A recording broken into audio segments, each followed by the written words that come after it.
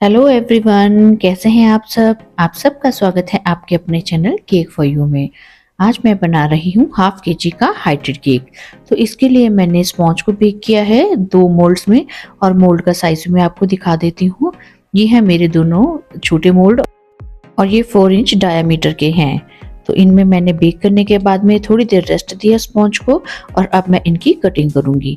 अब इन दोनों स्पॉन्ज को मैं टोटल 4 लेयर्स में ही कट करूंगी। और ये जो ऊपर की लेयर है, क्रस्ट लेयर है, वो वैसे तो बहुत सॉफ्ट है, फिर भी मैंने इनको ऊपर से हटा दिया है। पर इनको भी आज मैं केक में बाद में ऐड कर दूंगी। मुझे ऐसा लगता है कि जब हमें छोटी स्पॉन्ज पर काम करना होता है तो हमें अपने काम की स्पीड भी कम करनी पड़ती है और हमारा टाइम भी ज़्यादा लग जाता है कंपैरेटिवली बड़े केक्स की। तो यहाँ पर अब मैं इनकी शुरू कर रही हूँ क्रम कोटिंग। यहाँ पर पहली लेयर को रखकर ऊपर क्रीम लगा ली है। और हाँ, ये जो केक है ये मेरा बटर स्कॉच फ्लेवर है। तो यहाँ पर मैं अंदर फिल करूँगी अपनी homemade butter scotch caramel sauce. तो इसके बाद में यहाँ पर मैं कुछ अपने होममेड ही प्रालन क्रंच भी ऐड कर रही हूँ। तो सिमिलर वे में अपनी सेकंड लेयर को भी रख लिया है ऊपर, उसकी भी साइड वॉल्स को कवर कर देंगे। और उसके बाद में सेम प्रोसीजर से हम अपनी सारी लेयर्स को सेट करते जाएंगे। और बीच में ये जो आप एक और कलर की क्रीम देख रहे हैं, ये एक्चुअली जो मैंने कल केक बनाया था उसी की बची हुई क्रीम है। उसको मैंने एज इट पाइपिंग बैग में छोड़ दिया था। तो आज जब मेरे पास ऑर्डर आया तो मैंने इसको यूज़ कर लिया। ये जो लेयर आप देख रहे हैं, ये ऊपर की जो थिन क्रस्ट ऊपर से मैंने लेयर उतारी थी, उन्हीं दोनों को इकट्ठा जोड़कर मैंने इस लेयर को भी बीच में सेट कर दिया था। तो ये बची हुई क्रीम जो थी मैंने सिर्फ अंदर फिलिंग के लिए ही यूज़ की है। और वैसे भी मुझे पाइपिंग बैग में तो भरनी ही थी क्रीम, और ये ऑलरेडी पाइपिंग बैग में थी, तो मैंने इसी क्रीम का यूज़ कर लिया। साथ ही साथ हम बोर्ड को भी साफ करते जाएंगे। और उसके बाद में अब हम केक के ऊपर अपनी लास्ट लेयर को रखेंगे। इसके ऊपर भी फिर से डालेंगे बटर स्कॉच कैरेमल सॉस, और फिर ऊपर जो बिल्कुल लास्ट टॉप का पार्ट है उसको रख देंगे। जो केक की हाइट है वो काफ़ी अच्छी खासी है, मेरे ख्याल से ये 5 इंच की जो है मेरी हाइट हो गई थी केक की। तो जब हाइटेड होता है केक और ऊपर से छोटा भी हो तो काम करना थोड़ा सा डबल मुश्किल हो जाता है। तो यहाँ पर मेहनत भी ज़्यादा लगती है क्योंकि जो केक है वो बोर्ड के ऊपर बहुत घूमता है। ये तो मैं थोड़ा सा आपको फास्ट फॉरवर्ड में दिखा रही हूँ, वैसे जब इन पे काम करना होता तो बहुत संभल कर करना पड़ता है। ये हाइटेड केक है, इसलिए मैंने इसके अंदर एक डावल भी इंसर्ट किया है ताकि जो केक है वो प्रॉपर सेट रहे अपनी पोजीशन पर। अब इसके बाद में मैंने पिंक और येलो कलर को मिक्स करके ये पीच सा शेड बनाया है। तो इससे अब मैं पाइपिंग बैग में फिल करके अपने केक को सब तरफ से अच्छे से कवर कर दूंगी। क्रम कोटिंग करते टाइम ही मैंने टॉप पार्ट के ऊपर अच्छे से क्रीम लगाकर एक लेवल सेट कर दिया था, इसलिए टॉप पार्ट के ऊपर मेरे पास जितनी भी क्रीम होगी मैं उसी से ही टॉप पार्ट को कवर कर दूंगी। अब इसके बाद में मैं स्क्रैपर लूँगी और आराम से जो पहले तो ऊपर पैलेट नाइफ के साथ में स्मूथ करूँगी क्रीम को, और जो साइड की है फिनिशिंग उसको बड़े धीरे धीरे ध्यान से मैं स्मूथ करूँगी।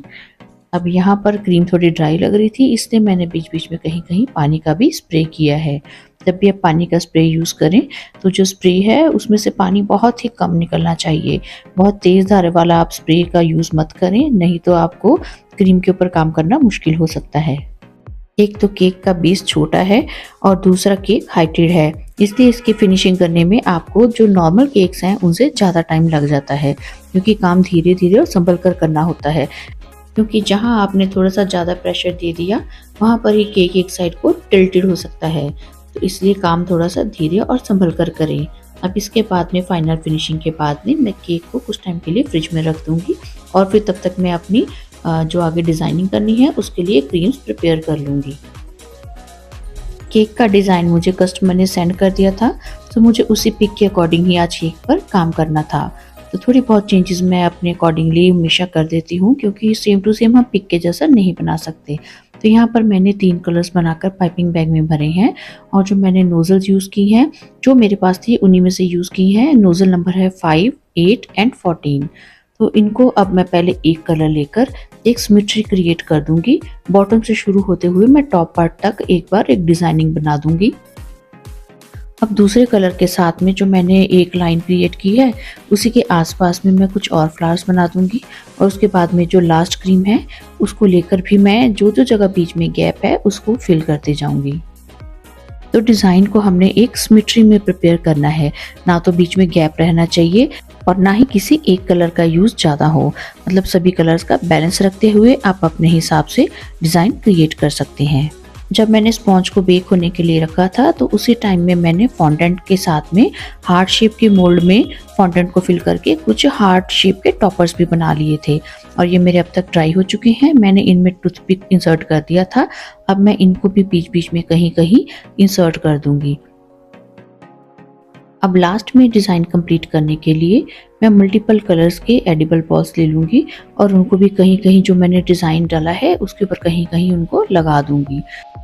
क्योंकि मेरे पास कुछ क्रीम तो बच ही गई थी तो इसलिए मैं नीचे केक के बॉटम में एक बॉर्डर भी डिज़ाइन कर दूँगी। तो बॉर्डर के लिए मैंने ग्रीन कलर की ही पाइपिंग बैग में जो क्रीम बची थी उसी के साथ में ही छोटे छोटे फ्लावर्स जो हैं वो बॉटम में डाल दिए हैं। अब इसके बाद में मैंने गोल्डन मेटालिक स्प्रे का यूज़ किया है। आप मानेंगे कि क्रीम के साथ काम करना मुझे आसान लगता है पर मुझे ये स्प्रे यूज़ करने बहुत मुश्किल लगते हैं। या तो एकदम से बहुत सारे निकल आते हैं या निकलते ही नहीं हैं। फिर भी मैं इसको केक के सब तरफ स्प्रे कर दूंगी। ये देखिए जो केक है वो कंप्लीट हो गया है और उनका एनिवर्सरी का टैग मैं बाद में लगा दूंगी। तो आपको ये मेरी वीडियो पसंद आए तो प्लीज़ मेरी वीडियो को लाइक कर दीजिएगा और अगर आप मेरे चैनल पर नए हैं तो प्लीज़ मेरे चैनल को सब्सक्राइब भी कर लीजिएगा। तो मिलते हैं एक अगली वीडियो में। Till then bye bye and thanks for watching.